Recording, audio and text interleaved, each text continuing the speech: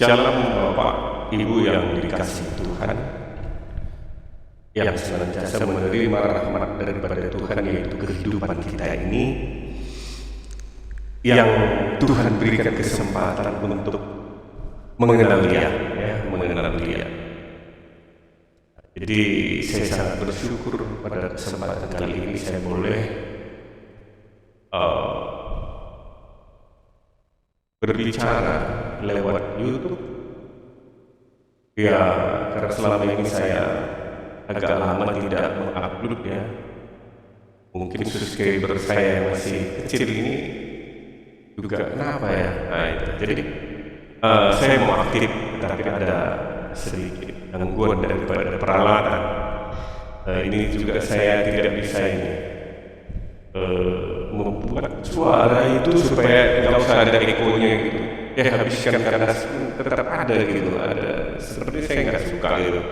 Suara-suara saya selama ini saya nggak suka gitu. Jadi gimana supaya bulat dia apa itu? Jadi tapi nggak apa-apa ya.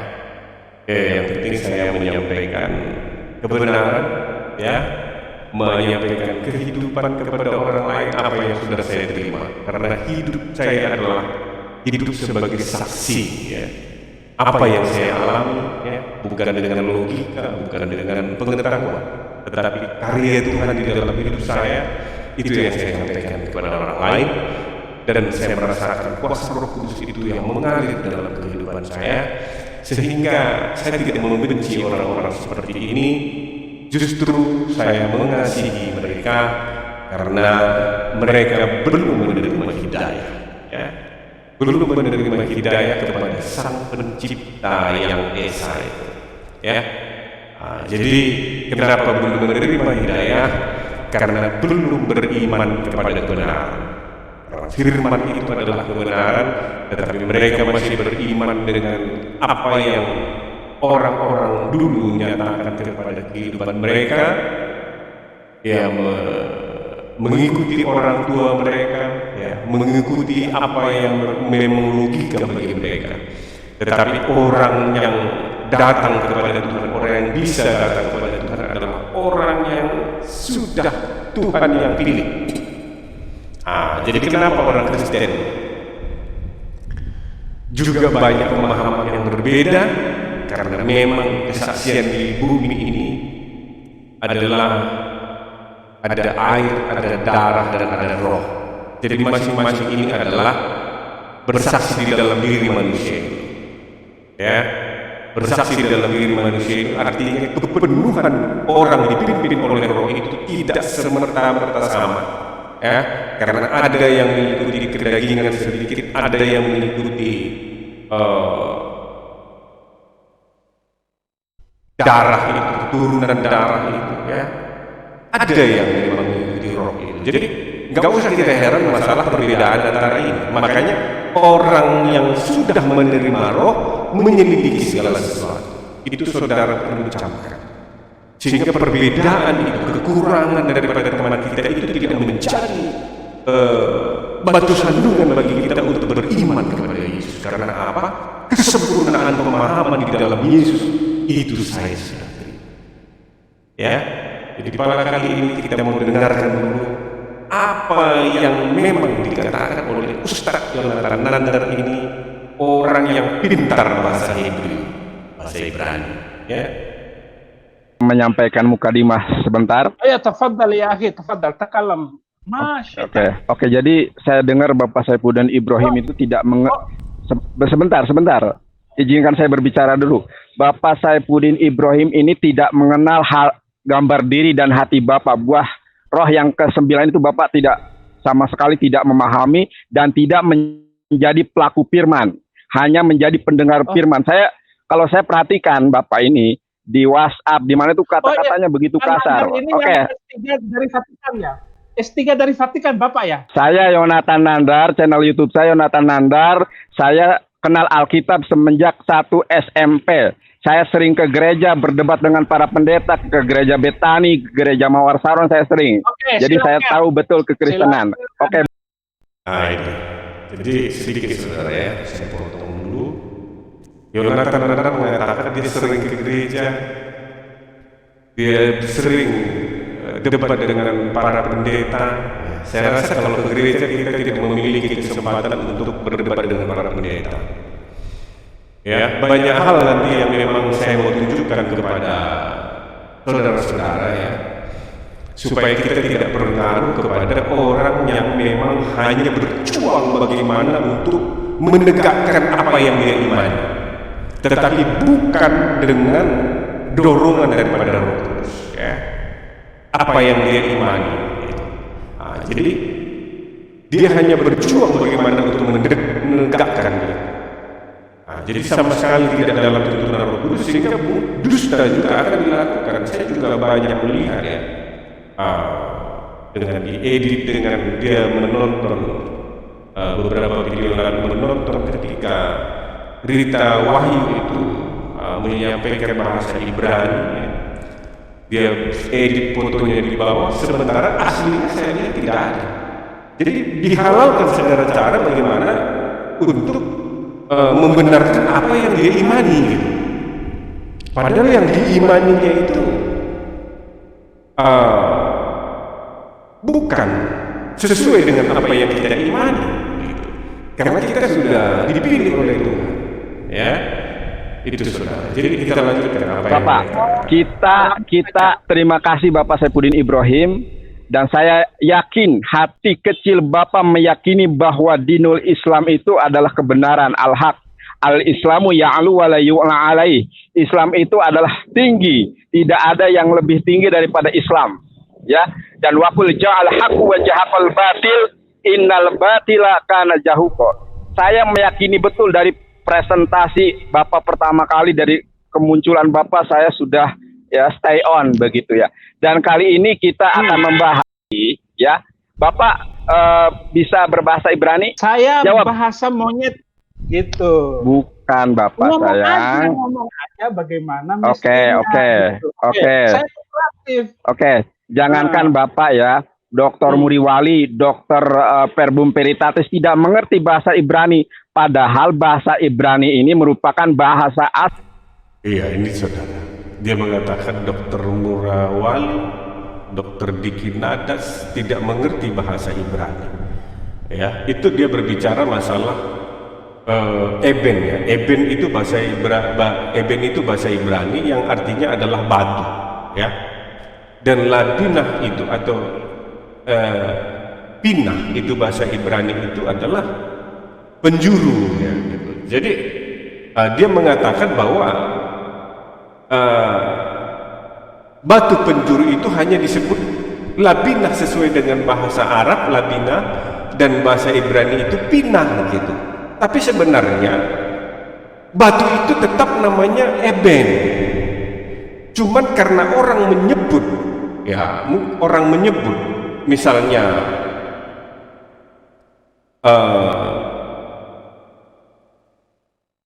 batu penjuru jadi hanya pinah aja gitu, sehingga orang sudah mengerti bahwa itu disebut adalah batu penjuru ya,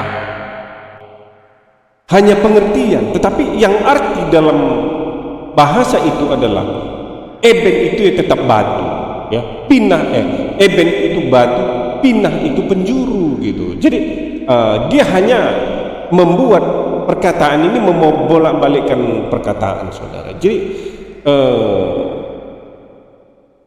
orang yang takut akan Tuhan tidak akan berani dia membuat suatu polemik, apalagi yang menyangkut agama, apa menyangkut adalah kuasa daripada Tuhan ya.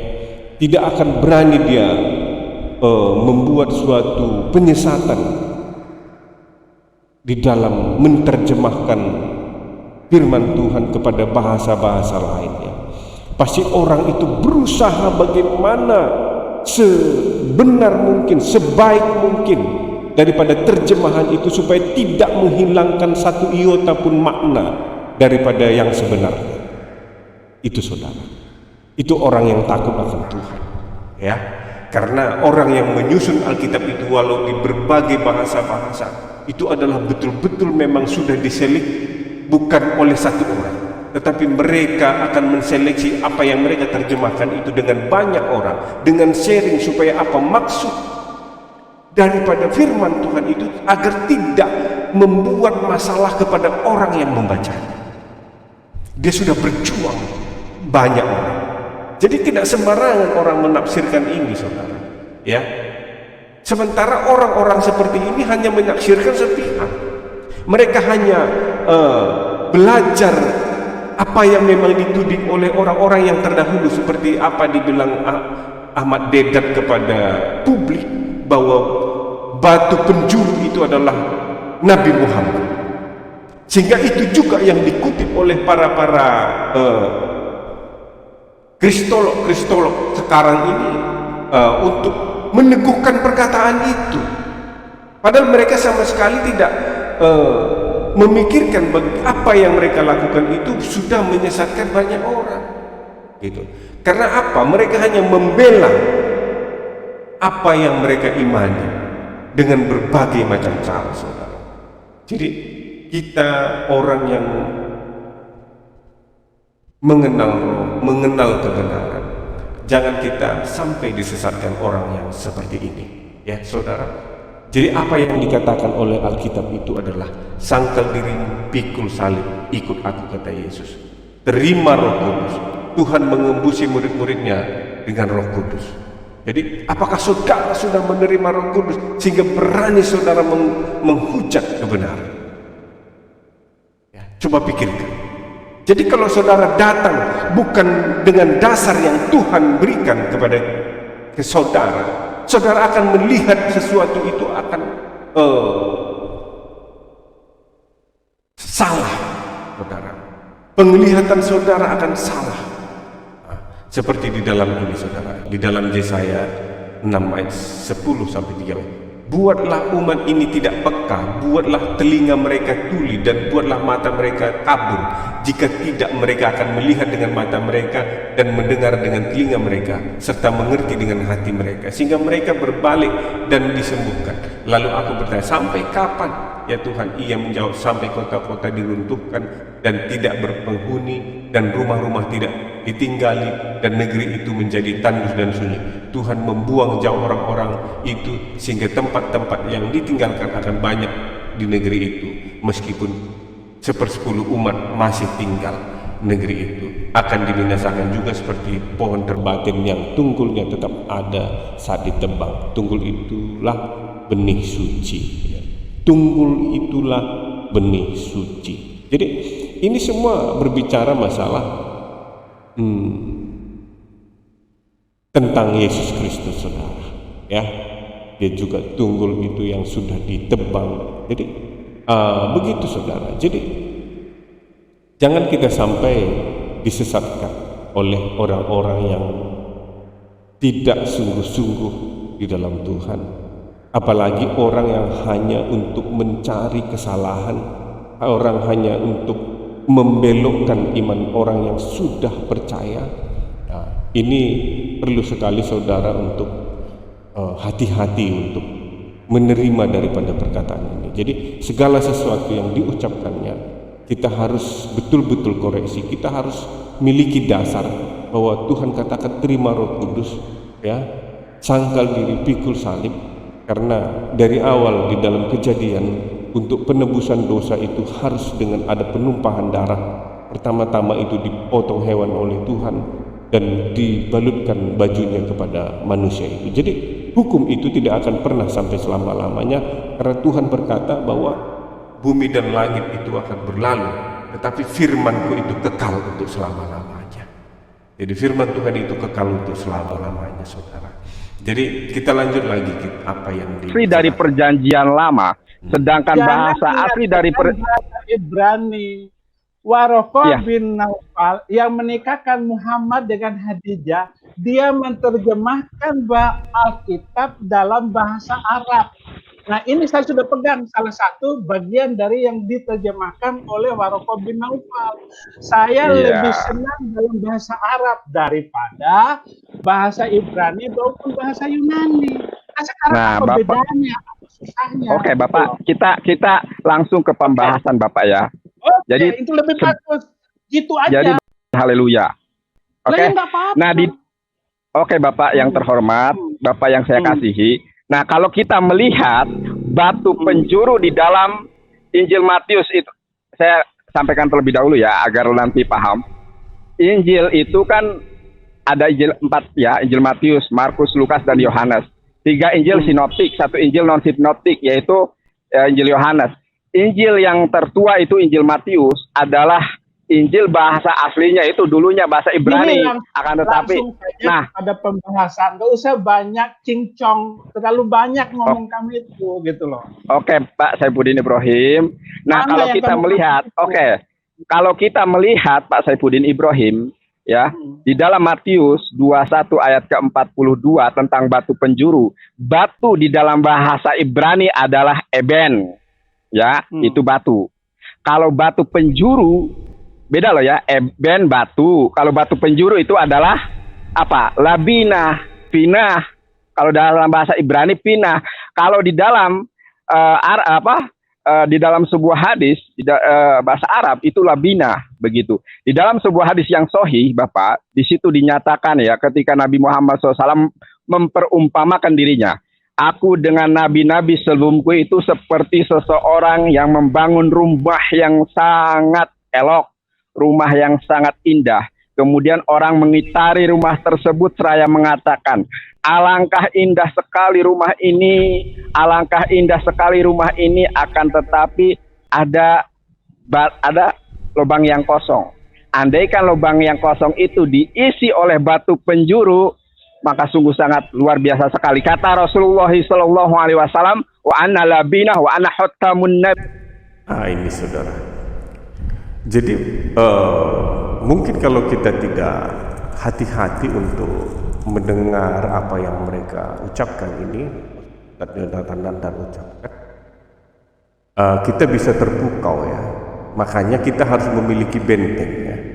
Karena iblis itu bisa membawa kita kepada ranah dia, membawa kepada kehendak dia, membawa kepada maksud. Makanya hanya orang yang dibentengi oleh kuasa Roh Kudus, karena Roh Kudus itu merupakan materai bagi orang yang percaya, kita akan dapat melihat. Makanya buah roh itu adalah kita bisa membeda-bedakan roh. Jadi karena apa? Iblis pun bisa, setan pun menyamar jadi malaikat terang. Setan bisa menyamar jadi malaikat terang. Jadi itu harus hati-hati. Makanya penting sekali terima roh ya. Roh kita akan terima ketika kita dibaptis oleh Tuhan dengan roh. Baptisan air itu adalah tanda pertobatan. Roh Kudus itu adalah Tuhan Yesus sendiri yang membaptis. Dan dengan api artinya pengujian akan iman kita. Di dalam Wahyu 15 ayat 8, bait suci itu dipenuhi asap kemuliaan Tuhan. Tidak seorang pun dapat memasuki bait suci itu sebelum mengalami 7 malapetaka daripada malaikat Tuhan. Itu saudara. Jadi sangat penting kita teliti apa yang dibicarakan orang ini, bahwa kita secara logika aja, secara bahasa aja ya, batu penjuru ini adalah merupakan persoalan yang inti ini dalam permasalahan ini. Dan juga di dalam Alkitab itu Tuhan mengatakan batu penjuru. Jadi kalau bukan firman itu batu penjuru, siapa lagi? Penjuru itu adalah dasar yang diletakkan, bukan menutup. Ya, bagaimana orang membangun suatu rumah kalau tidak ada dasar? Masa dasar itu dibikin lubang? Coba kita pikirkan. Makanya anak ini dari bahasa aja dia tidak ngerti, saudara. Yang dinamakan penjuru itu adalah suatu dasar yang memulai. Makanya firman itulah yang memulai. Makanya penciptaan segala sesuatu itu adalah firman. Tuhan melakukan segala sesuatu dengan firman-Nya. Itulah penjuru, saudara. Makanya kita harus hati-hati dengan perkataan, harus kita simak. Jangan kita terfokus dengan apa dikatakannya, pinah, labinah, ya, eben, ya. Tetapi harus kita mengerti daripada makna daripada perkataan itu. Ya, jadi perkataan ini bisa ada yang tambah memang. Karena apa? Untuk mencapai maksud daripada perkataan. Tetapi orang-orang yang memutarbalikkan maksud daripada firman ini, ya, dia akan selalu, ini kenapa ada kurangnya, ini kenapa ada lebihnya, berarti sudah ditambahkan dan sudah dikurangkan. Bukan, orang membuat suatu perkataan itu mungkin ada lebihnya supaya apa? Menggenapi maksud daripada sebenarnya. Jadi maksud itu supaya tidak hilang. Maksud daripada firman itu tidak hilang. Mungkin ada perkataan satu lebihnya gitu, tetapi tidak menghilangkan daripada maksud dan tidak menambahkan daripada maksud. Nah itu saudara. Jadi orang-orang yang tidak mengerti, mereka hanya akan berputar-putar dalam hal ini. Jadi hanya orang-orang yang mengertilah, orang-orang yang dikaruniailah yang akan dapat memahami, saudara. Yang dinamakan penjuru itu pasti dasarnya. Jadi kalau bukan firman dasarnya daripada segala sesuatunya, ini apa? Karena Tuhan menciptakan segala sesuatu itu dengan firman. Berarti firman itu batu penjuru. Nah, makanya di dalam Matius 21 ini bahwa jelas dikatakan bahwa, kita lihat saudara, Matius 21 ayat 42 EP.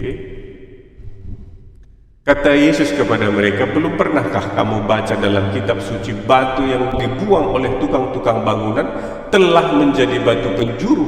Hal itu terjadi pada pihak Tuhan, suatu perbuatan ajaib di mata kita. Sebab itu aku berkata kepadamu bahwa kerajaan Allah akan diambil daripadamu dan akan diberikan kepada suatu bangsa yang akan menghasilkan buah kerajaan itu. Dan barang siapa jatuh ke atas batu itu, ia akan hancur, dan barang siapa ditimpa batu itu, ia akan remuk. Ketika imam-imam kepala dan orang-orang Farisi mendengar perumpamaan Yesus, mereka mengerti bahwa merekalah yang dimaksudkan. Jadi kalau kita baca dalam firman ini, saudara, ya, bahwa ini adalah sedang terjadi. Dan batu itu adalah firman yang telah dibuang, ya, Yesus yang dibuang. Maka berkali-kali Yesus itu mengatakan bahwa kedudukan Musa sudah diambil oleh ahli-ahli Taurat, orang-orang Farisi, orang Yahudi, ya, karena Musa itu menyampaikan firman, tetapi maksud daripada firman itu mereka selewengkan, saudara. Artinya firman itu yang memang sudah dibuang, karena memang firman itulah batu penjuru, saudara, ya.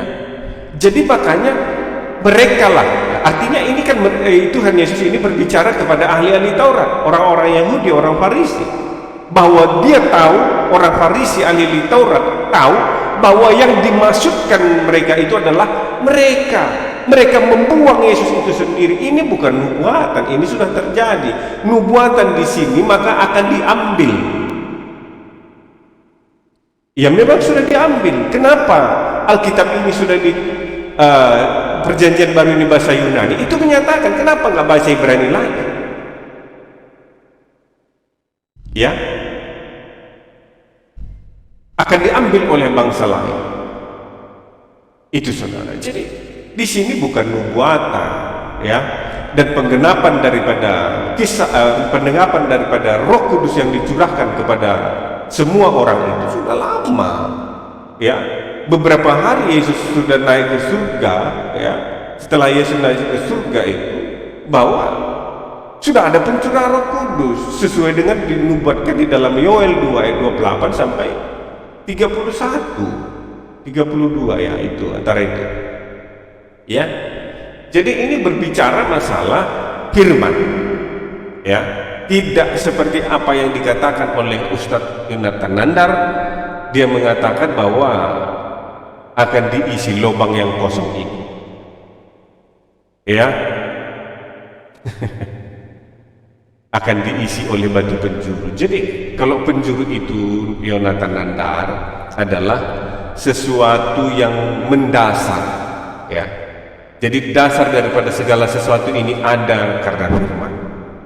Tuhan berfirman maka segala sesuatu ini menjadi ada. Yang tidak ada menjadi ada, yang tidak kelihatan menjadi kelihatan. Semua, saudara Nandar, ya. Jadi saudara tidak mengerti bahasa. Saya percaya saudara, apapun yang saya sampaikan kepada saudara, saudara tidak akan mengerti. Karena apa? Mata Anda walaupun melihat, walaupun membaca, walaupun mendengar, saudara keraskan hati saudara. Saudara membela-bela diri saudara, ya, untuk menyesatkan semua orang, ya, dengan perkataan. Karena apa? Hanya orang-orang bodoh yang bisa mengerti apa, yang bisa lari daripada kebenaran. Hanya orang-orang manusia debu yang tidak mau membaca firman Tuhan, yang tidak mau menerima Roh Kudus, yang tidak mau dibentuk hidupnya, yang tidak mau merendahkan diri. Hanya itu yang bisa disesatkan oleh perkataan saudara. Ya. Kalau orang yang sudah menerima Roh Kudus, Tuhan Yesus berkata, "Aku mendirikan jemaatku di atas batu karang ini, dan alam maut tidak menguasai." Karena apa? Orang yang menerima Roh Kudus, dia akan menyelidiki kebenaran. Ya. Ketika dia menyelidiki benar, katakan firman Tuhan itu, firman Tuhan berkata, "Terima Roh Kudus, terima Roh Kudus." Pikul salib, pikul salib. Bukan membenarkan diri. Ya. Kalau kita membenarkan diri, saya dulu membenarkan diri, saya tidak bisa menerima Tuhan. Tetapi ketika semua dilucuti, ketika semua dihancurkan, maka saya dapat mengerti kebenaran firman Tuhan itu, saudara. Jadi itu saja yang bisa saya sampaikan pada kesempatan kali ini. Mudah-mudahan Yonatan Nandar dijamah oleh Tuhan Yesus Kristus, ya, supaya mata hatinya terbuka, pikiran warasnya terbuka. Karena apa? Daging tidak bisa memahami roh, karena daging bertentangan dengan roh. Makanya di Galatia 5 itu adalah perbuatan daging ayat 19 dan 21 itu adalah buah roh. Ya, jadi daging senantiasa bertentangan dengan roh. Banyak orang berkata roh, tapi dia tidak mengenal roh. Itu saudara. Jadi itu saudara. Terima kasih bagi kita semua. Tuhan Yesus memberkati. Shalom.